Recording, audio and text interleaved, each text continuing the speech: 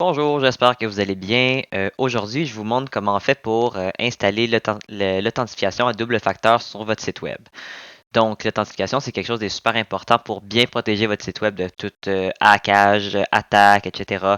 Donc, ça permet d'avoir deux mots de passe, dans le fond, à entrer avant d'entrer sur le site web. Et aujourd'hui, je vous montre à le faire avec l'application Authenticator qui génère des mots de passe à toutes les 30 secondes. Donc, vous avez un nouveau mot de passe à toutes les 30 secondes qui va se générer, qui va faire en sorte que vous pourriez jamais, vous pourrez pas vous faire hacker votre compte, étant donné que le mot de passe n'est pas statique, même après avoir entré votre identifiant initial. Donc, pour faire ça, la première chose qu'on fait, c'est se connecter au site web. On se connecte de la même façon que d'habitude. On va dans le WP admin et on ajoute nos identifiants, le code et on va entrer dans l'administrateur WordPress. Une fois qu'on est là, dans le menu à gauche, on va aller dans notre compte. Donc, dans Compte, on va avoir tous les comptes des utilisateurs du site web. Vous pouvez, nous on suggère de vraiment l'installer sur les comptes administrateurs parce que c'est eux qui ont le plus d'accès, mais évidemment vous pouvez demander à certains utilisateurs de votre site web de faire ces mêmes étapes-là si vous souhaitez qu'ils aient l'authentification à double facteur.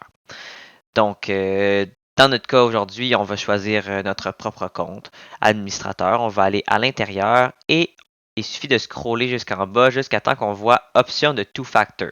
Two Factor, c'est le plugin qu'on utilise aujourd'hui pour faire l'authentification double facteur. On va aller choisir la première option. Donc, c'est l'option que je suggère, étant donné que c'est l'option la plus sécuritaire. Donc, ça ne veut pas dire que les autres options ne sont pas sécuritaires, mais la plus sécuritaire, c'est celle-ci. Parce qu'elle ne dépend pas de votre email ou quoi que ce soit. Donc, c'est juste une connexion entre votre application et le site web.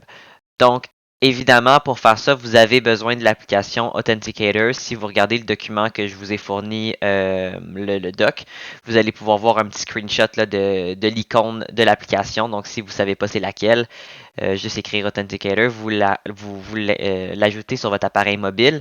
Et une fois que ce sera fait, vous pourrez ouvrir l'application et vous allez avoir ce petit signe-là de code QR.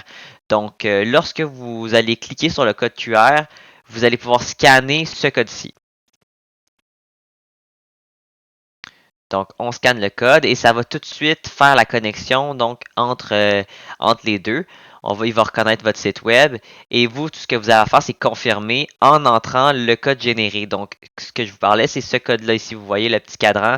C'est ce code-là qui va changer toutes les 30 secondes. C'est lui que vous prenez en premier pour faire l'authentification. Donc, ce code-là, il faut faire attention de bien entrer les espaces. Il n'y a pas la casse, mais les espaces sont super importants. Si vous ne mettez pas l'espace, ça ne fonctionnera pas.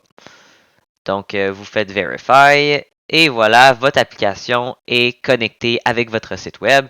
Vous avez maintenant accès à l'authentification à double facteur. La seule étape qui reste pour l'instant, c'est de vous déconnecter du site et vous reconnecter avec la nouvelle fonctionnalité. Petite parenthèse, si par exemple vous aviez choisi de ne pas utiliser l'application pour une raison X, c'est bien correct.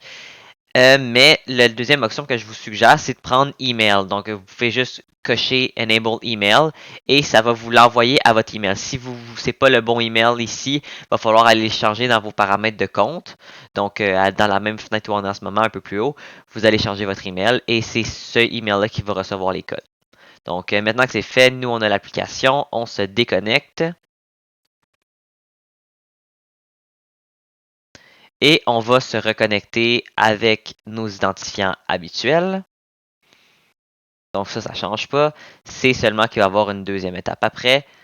Vous avez besoin de votre nouveau code. Donc, il va d'ici au moment où vous vous déconnectez, vous reconnectez, le code va avoir changé. Donc, vous insérez le nouveau code et vous allez être bon pour vous connecter à votre site web.